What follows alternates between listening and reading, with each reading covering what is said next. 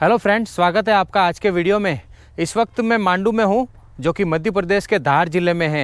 इंदौर से मांडू की दूरी 98 किलोमीटर है, करीब 100 किलोमीटर, और 2 घंटे के आसपास का समय लगता है हमें यहाँ पहुँचने में। नज़दीक का रेलवे स्टेशन इंदौर है, प्रमुख रेलवे स्टेशन, और एयरपोर्ट भी इंदौर का है, अहिल्याबाई होलकर एयरपोर्ट। और अगर आप बाय टैक्सी आना चाहते हो तो इंदौर से काफ़ी सारी बसें चलती है इधर मांडू के लिए, और टैक्सी आपको मिल जाएगी जो करीब 3 से 4 हज़ार रुपये लेगी आपको मांडू घुमाने के लिए। तो ये मांडू का घाट है, यहाँ से हम 3 किलोमीटर ऊपर चढ़ेंगे तो मांडू का मुख्य जो सेंटर पार्ट है वो आएगा। तो यहाँ से काफ़ी बढ़िया नज़ारा हमें दिख रहा है। तो ये है नीचे का नज़ारा। इससे पहले हम नीचे की तरफ थे, वहाँ पर आगे जिसे निमाड़ कहते हैं, जो कि नीचे का भाग है, और अभी हम मांडू की तरफ आ गए हैं तो ये ऊपर का भाग है, और यहाँ से मालवा शुरू होता है। यहाँ से आपको सारे पहाड़ दिखने शुरू हो जाएंगे।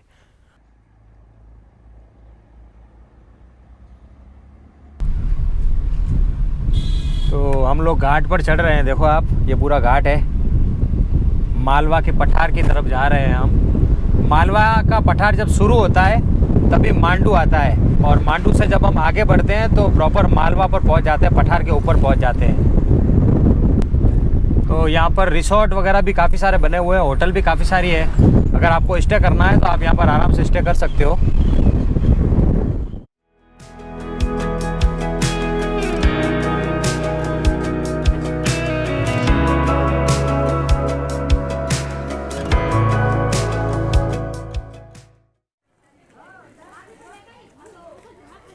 तो हम लोग मांडू में आ गए हैं, और जब हम मांडू में आते हैं तो सबसे पहला पॉइंट आता है नीलकंठ महादेव मंदिर। यहाँ पर बोर्ड लगा हुआ है, देखो आप। तो यहाँ पर नीचे नीलकंठ महादेव मंदिर है, पुरातत्व विभाग के अंडर में आता है। ये काफ़ी पुराना मंदिर है ये। तो नीलकंठ मंदिर में मैं जा रहा हूँ, और यहाँ पर ये कुंड बना हुआ है, सब पानी इसमें पड़ा हुआ है, देखो आप। काफ़ी पुरानी जगह है ये। मांडू में आपको सब इसी तरह की जगह देखने को मिलेगी, क्योंकि बहुत पुराना है और यहाँ पे पानी की काफ़ी कमी रहती है, तो काफ़ी सूखा रहता है। ये बारिश का पानी है जो थोड़ा अभी पड़ा हुआ है।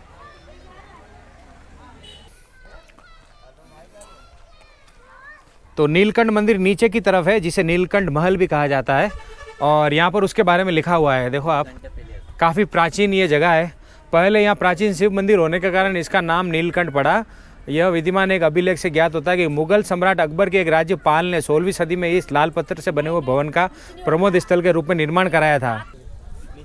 तो यहाँ से देखो आप, ऊपर से कुछ ऐसा दिखता है ये, और यहीं पर हमें जाना है नीचे। तो ये सीढ़ियाँ बनी हुई है, यहाँ से जाना है।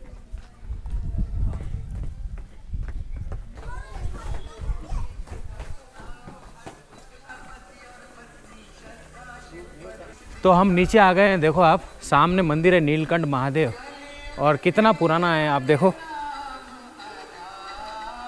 और मंदिर के वहाँ से पानी आता है इस कुंड में, तो और इस कुंड का पानी यहाँ से बाहर जाता है, देखो आप, घूमते हुए इस तरह से।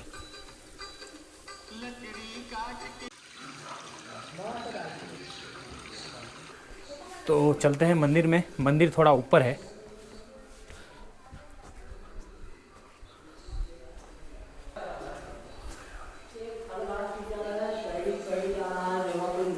तो हम लोग आ गए हैं नीलकंठ महादेव मंदिर में, और आप देखो यहाँ पर शिवलिंग है, और वो भी नीचे की तरफ है।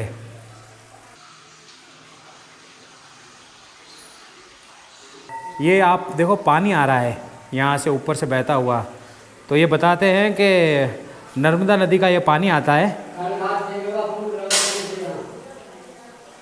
ये जो पानी आ रहा है ये कहाँ से आता है? खलघाट रेवा कुंड होते यहाँ आ रहा है। अच्छा। हाँ, पैड़ी। अच्छा, और कुछ इस मंदिर के बारे में? तो इतिहास 5-7 हज़ार वर्ष पहले की है, पुरानी। अच्छा। हाँ, ये वो 5 पांडव का टाइम की बनी हुई है।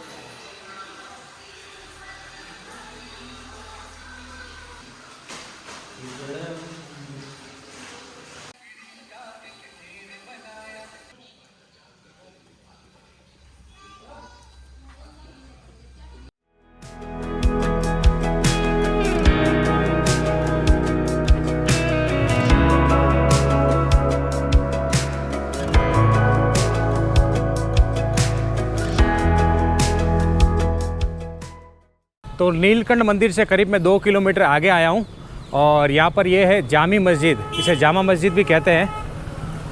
25 रुपये का टिकट है इंडियन के लिए, 300 रुपये का टिकट है फॉरेनर के लिए, और 15 साल से छोटे के लिए टिकट फ्री है।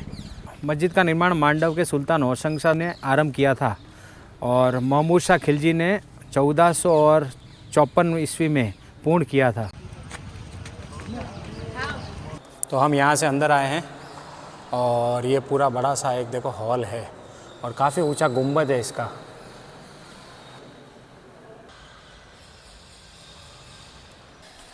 जैसे हम बड़े गुंबद से बाहर जाते हैं, सामने हमें दिखती है ये जामी मस्जिद।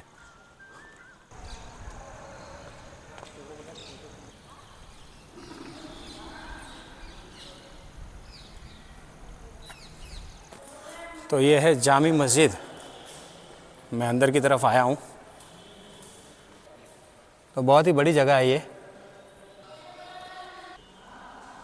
मस्जिद का गुंबद भी काफ़ी बड़ा है, जैसा बाहर की तरफ था।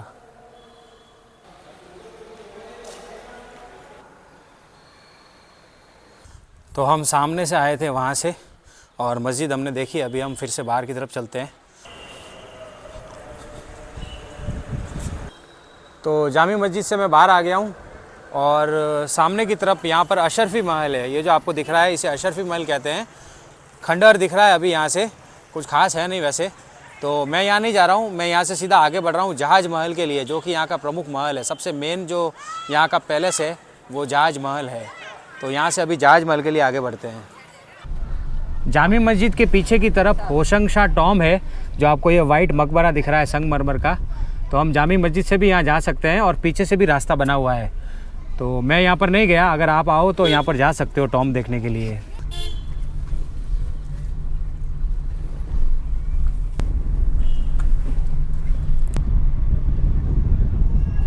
जामी मस्जिद से इस रास्ते से होते हुए मैं 1 किलोमीटर आगे आया हूँ और यहाँ पर सबसे प्रमुख महल है यहाँ का, जिसे जहाज महल कहते हैं। तो ये सामने जहाज महल की एंट्री है।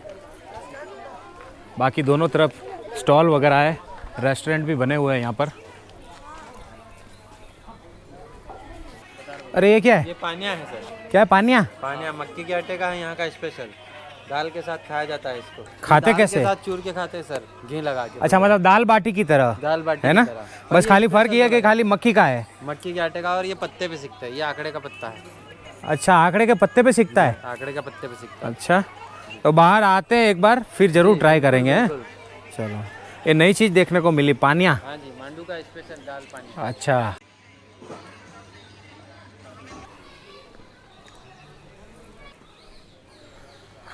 तो काफ़ी बढ़िया नज़ारा है यहाँ पर। पानी पानी है देखो आप। और ये मेन गेट है पैलेस में जाने का, और इस तरफ में टिकट घर है। तो टिकट विंडो पर चलते हैं, टिकट लेते हैं पहले, फिर अंदर चलेंगे। टिकट ले लिया है, अभी अंदर चलते हैं महल में। जहाज महल का जो टाइम है वो इस तरह से देखो आप, सूर्योदय से सूर्यास्त तक खुला रहता है। कोई फिक्स टाइम नहीं है, लेकिन सनराइज से सनसेट तक खुला रहता है ये। और बाकी नज़ारा बहुत बढ़िया है यहाँ से, देखो आप।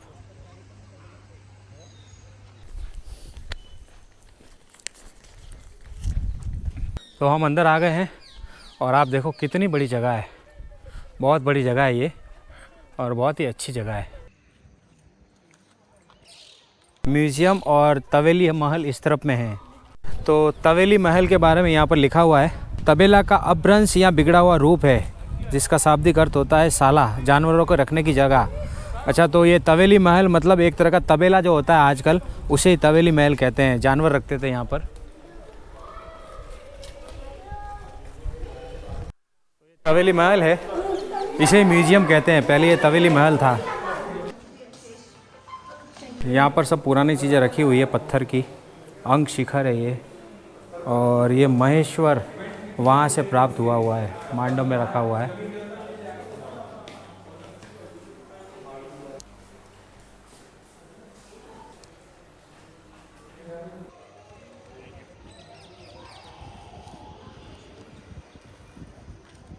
पहले यहाँ पर तवेली महल हुआ करता था, जिसे हम तबेला कहते हैं, जहाँ पर जानवर रहते हैं।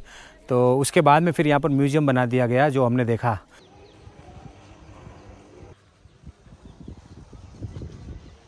तो ये है जहाज महल और यहाँ पर इसके बारे में जानकारी लिखी हुई है। यह महल अपने श्रृंगारिक सौंदर्य के लिए प्रसिद्ध है। मुत्रज और कपूर सरोवरों के मध्य एवं संकीर्ण भूमि पर स्थित होने के कारण यह महल जहाज से मिलता जुलता प्रतीत होता है। संभवतः इस महल का निर्माण श्रृंगार प्रेमी सुल्तान गियासुद्दीन 1469 से 1500 ईस्वी ने अपने विशाल अंतपुर के लिए करवाया था। तो हम ऊपर की तरफ जा रहे हैं। सीढ़ियाँ चढ़कर हमें ऊपर जाना होता है। करीब 70 से 80 सीढ़ी है। नीचे यहाँ पर बड़ा सा कुंड बना हुआ है, देखो आप, काफ़ी बड़ा है। तो ये मेन गेट है। हम ऊपर की तरफ आ गए हैं और ऊपर आते ही ये नज़ारा है। काफ़ी बड़ा सा ये टेरेस है यहाँ पर। और पीछे का नज़ारा देखो कितना सुंदर है, बहुत ही बढ़िया लगता है। पानी ही पानी है। तो हम नीचे से ऊपर आए हैं और नीचे का नज़ारा भी देखो कितना बढ़िया लग रहा है।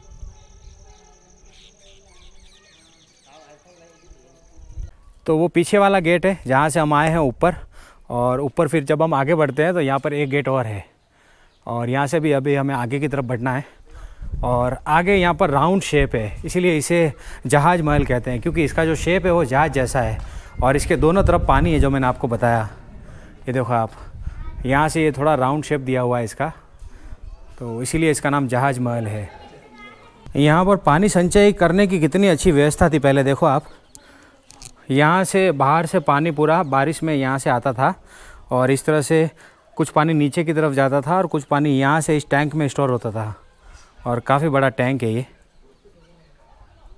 अभी हम जहाज महल से नीचे की तरफ उतर रहे हैं, पीछे की तरफ। ये जो पानी मैंने आपको बताया था ऊपर से, पीछे भी कई सारे खंडर है, देखो आप। ये काफ़ी पुराने किले हैं और अभी खंडर हो चुके हैं, लेकिन काफ़ी बढ़िया दिखते हैं। और अगर आपको फ़ोटोग्राफ़ी में इंटरेस्ट है तो बहुत ही बढ़िया यहाँ पर फ़ोटोग्राफ़ी होती है। अभी मैं नीचे की तरफ आया हूँ और यहाँ पर भी देखो आप, स्टोरेज के लिए टैंक बना हुआ है। जो ऊपर का जितना भी पानी है वो यहाँ पर इकट्ठा होता है ऊपर से। और उस ज़माने में इतना अच्छे से पानी का स्टोरेज करते थे। और यहाँ पे जब पानी भरता होगा तो आप सोचो कितना अच्छा दिखता होगा ऊपर से। और बाकी ये ऊपर का नज़ारा है। हम ऊपर ही थे, नीचे आ गए हैं अभी।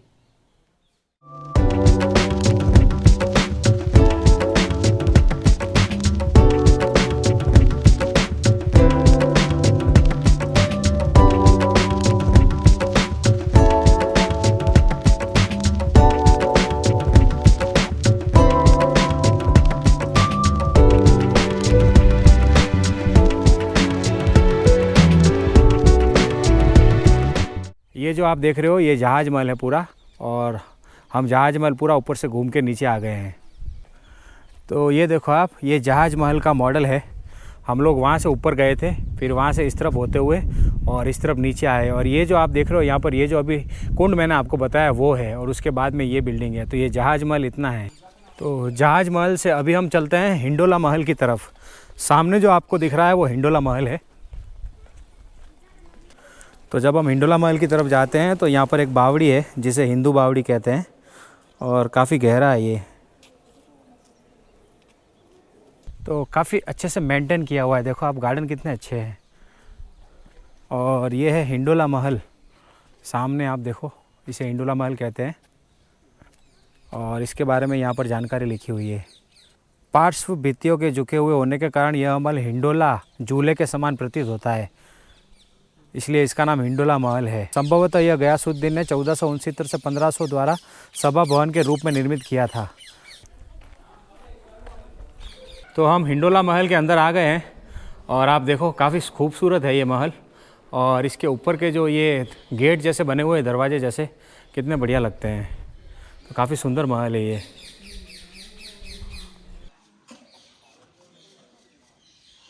बाहर का जो ये पत्थर है, इसे देखकर मुझे लगा कि इसे यहाँ तो फिर से ठीक ठाक किया गया है, रिनोवेट किया गया है, लेकिन ऐसा नहीं है। अंदर का पत्थर ब्लैक है, जो कि मांडव की चट्टानों को काट कर लिया गया है, और ये पत्थर राजस्थान से मंगवा कर लगवाया गया है। तो ये पुरानी इमारत ही है और इसमें लगा हुआ सारा पत्थर भी पुराना ही है। ये देखो आप, इधर सफाई का काम चल रहा है, तो इसको साफ़ रखना ज़रूरी है, क्योंकि पुरानी चीज़ है। अगर इसको सफाई नहीं करेंगे तो ये धीरे धीरे सड़ जाएगा। तो काफ़ी रख रखाव करना पड़ता है इन सब चीज़ों का। हिंडोला महल हमने देखा, और यहाँ से पीछे की तरफ चंपा बावड़ी, शाही महल और जल महल है। तो इस तरफ चलते हैं। तो ये है चंपा बावड़ी और इसके बारे में यहाँ पर पूरी जानकारी लिखी हुई है। ये चंपा बावड़ी है और कहते हैं कि इस बावड़ी का पानी चंपक जो पुष्प होता है, फूल होता है, उसकी खुशबू जैसा है, इसीलिए इसका नाम चंपा बावड़ी पड़ा। तो अभी तो ये बावड़ी सूखी है। मैं नीचे आया हूँ अंदर की तरफ और कितनी बड़ी है देखो आप। वाह क्या बात है, ऊपर से लगता ही नहीं इतना बड़ा होगा अंदर। नीचे और भी ज़्यादा है लेकिन कुछ दिख नहीं रहा है। इस तरफ चलते हैं। ये पूरा अंडरग्राउंड बना हुआ है और काफ़ी बड़ी जगह में बना हुआ है। और बावड़ी यहाँ पर है, नीचे ये सीढ़ियाँ हैं, नीचे बावड़ी है, लेकिन काफ़ी अंधेरा है, यहाँ पर लाइट वगैरह नहीं है तो कुछ दिख नहीं रहा है। तो यहाँ से करीब 250-300 फीट पहले मैं नीचे उतरा था बावड़ी में और यहाँ से बाहर आया हूँ इस तरफ से, दूसरी तरफ से। बावड़ी से जब हम बाहर आते हैं तो ये खुली जगह आती है और काफ़ी अच्छी जगह है ये भी। यहाँ पर ये जो पानी आता है बारिश का, वो यहाँ से होता हुआ और इस बावड़ी में जाता है। तो कितनी बढ़िया जल संचय की प्रणाली थी ये देखो आप, नीचे बावड़ी बनी हुई है।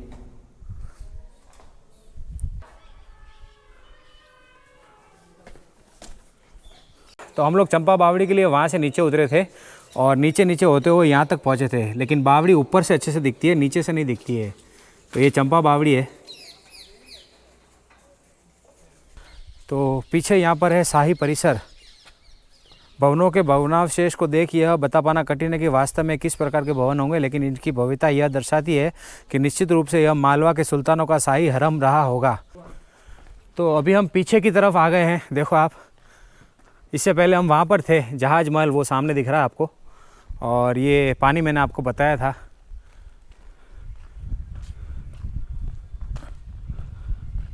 सामने जो आपको दिख रहा है वो जल महल है। अभी पूरी तरह से वो टूट गया है, पहले जैसा नहीं है। और जल महल इसीलिए कहते हैं क्योंकि ये पानी के बीच में है। आप देखो इसके तीनों तरफ पानी है, इसीलिए इसका नाम जल महल है।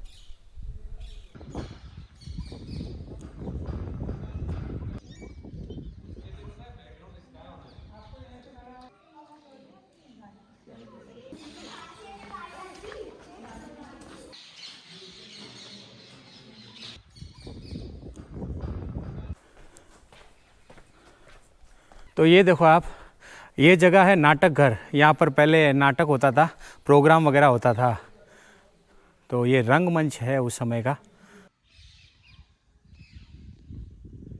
ये पीछे नाटक घर है और नाटक घर के यहाँ पर ये है स्नान घर, शाही हमाम। और इसके ऊपर आप देखो छेद छेद दिख रहे होंगे आपको। यह शाही हमाम तुर्की शैली में बना है, जिसका प्रयोग केवल शाही परिवार के व्यक्ति ही करते थे। तो ये शाही स्नान घर है। तो ये जो आप छेद देख रहे हो, ये शाही स्नान घर की छत है और सूर्य का प्रकाश यहाँ से नीचे जाता था। तो यहाँ पर सारे ये देखो आप छेद दिखेंगे आपको, प्रकाश के लिए छेद बनाए गए थे। तो ये स्नान घर की एंट्री है। ये देखो आप, ये छेद मैंने आपको ऊपर से बताए थे। और यहाँ पर अलग अलग सब बना हुआ है, पार्टीशन है। देखो आप, ये एक टैंक बना हुआ है, इस तरफ में है, फिर आगे इस तरफ में अंदर स्नान घर है।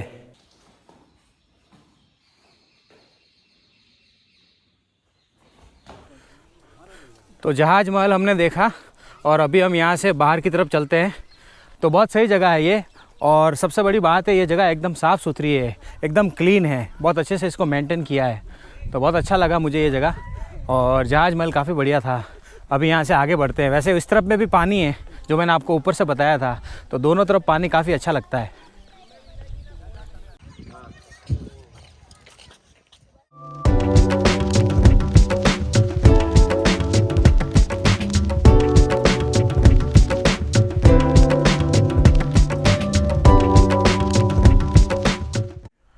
तो अभी हम आ गए हैं रानी रूपमती महल पर। यहाँ पर पार्किंग के पीछे गाड़ी खड़ी कर दी है और ये सारे स्टॉल वगैरह है, और यहाँ से अभी हमें आगे बढ़ना है।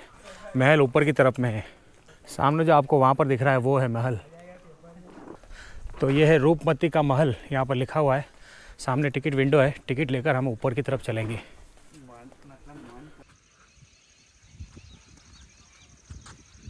तो ऊपर रूपमती महल है, हमें यहाँ से जाना है और इसके बारे में यहाँ पर लिखा हुआ है। यह मंडप बाज बहादुर की प्रेयसी रूपमती से संबंधित है। कहा जाता है कि रूपमती पवित्र नर्मदा नदी का दर्शन करने के लिए इस मंडप का प्रयोग करती थी। बाज बहादुर और रानी रूपमती की प्रेम कहानी काफ़ी फेमस है। तो मैं ऊपर आ गया हूँ और यहाँ से अभी हमें और ऊपर की तरफ जाना है।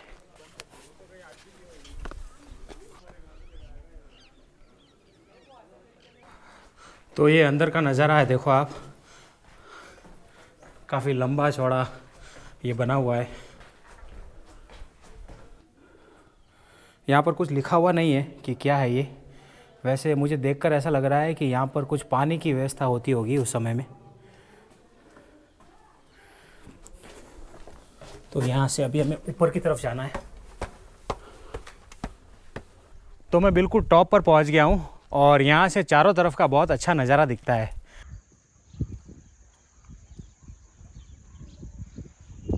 वैसे टॉप ये है ऊपर, लेकिन यहाँ पर जाना अलाउ नहीं है, किसी को जाने नहीं देते यहाँ पर।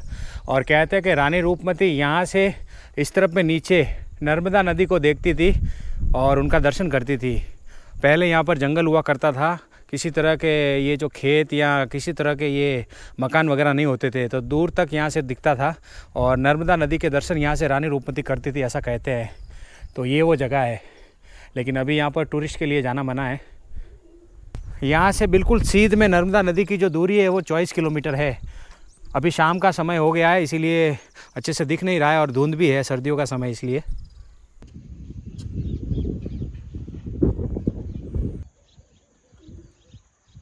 तो रानी रूपमती महल मैंने आपको बताया, ज़्यादा बड़ा नहीं है, ये छोटा सा ही है। जहाज महल काफ़ी बड़ा है, उसमें काफ़ी टाइम लगता है, करीब 2 घंटे लगते हैं और इसमें केवल हमें 20 से 25 मिनट लगता है। और इसका जो टिकट है वो पर पर्सन का 25 रुपये है। बाकी रानी रूपमती और बाज बहादुर की जो प्रेम कथा है वो काफ़ी फेमस है, काफ़ी प्रसिद्ध है। तो कहानी कुछ इस तरह से है कि बाज बहादुर जो कि यहाँ के राजा थे, अफ़गान राजा थे वो, और उनको संगीत काफ़ी पसंद था, तो वो संगीत के शौकीन थे। और यहाँ पर रूपमती नाम की एक कन्या रहती थी जो कि किसान की पुत्री थी और वो भी काफ़ी अच्छा संगीत गाती थी, बजाती थी। तो बाज बहादुर की जब उन पर नज़र पड़ी तो उनके संगीत से प्रभावित होकर उन्हें उनसे प्यार हो गया और उन्होंने फिर उनसे विवाह कर लिया।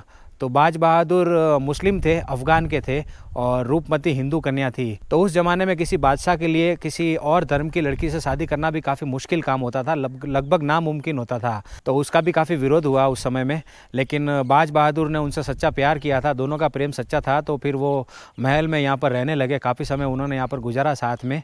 और उसके बाद में अकबर को ये बात पता चलती है कि रूपमती नाम की कोई कन्या है जो कि काफ़ी सुंदर है। तो अकबर उनको पाने के लिए अपनी सेना भेजते हैं और यहाँ पर आक्रमण कर देते हैं। फिर बाज बहादुर और अकबर की सेना के बीच में युद्ध होता है, जिसमें बाज बहादुर की हार होती है और वो यहाँ से चित्तौड़ की तरफ चले जाते हैं। जब रानी रूपमती को यह पता चलता है कि बाज बहादुर हार गए हैं, तो अकबर से बचने के लिए वो अपने हाथ की अंगूठी को चूस लेती है जिसमें हीरा होता है, तो उनकी वहीं पर मृत्यु हो जाती है। और यह बात जब बाज बहादुर को पता चलती है कि रानी रूपमती अब नहीं रही है, तो वो भी सर पटक पटक कर अपनी जान दे देते हैं। तो ऐसी महान प्रेम कहानी थी रानी रूपमती और बाज बहादुर की। तो ये कहानी मैंने आपको बताई और ये रानी रूपमती का महल मैंने बताया। अभी यहाँ से नीचे चलते हैं, पास में बाज बहादुर का भी महल है। हालांकि अभी समय काफ़ी हो गया है तो शायद वो बंद भी हो गया होगा, लेकिन ट्राई करते हैं, कोशिश करते हैं नीचे चल के।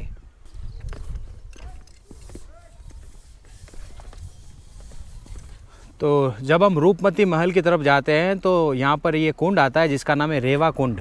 नर्मदा का दूसरा नाम रेवा है, तो ये रेवा कुंड है। सबसे पहले ये रेवा कुंड आता है और उसके बाद में फिर आता है बाज बहादुर महल, ये वाला। और फिर यहाँ से जब हम आगे बढ़ते हैं तो रूपमती महल आता है ऊपर की तरफ, जो हमने देखा।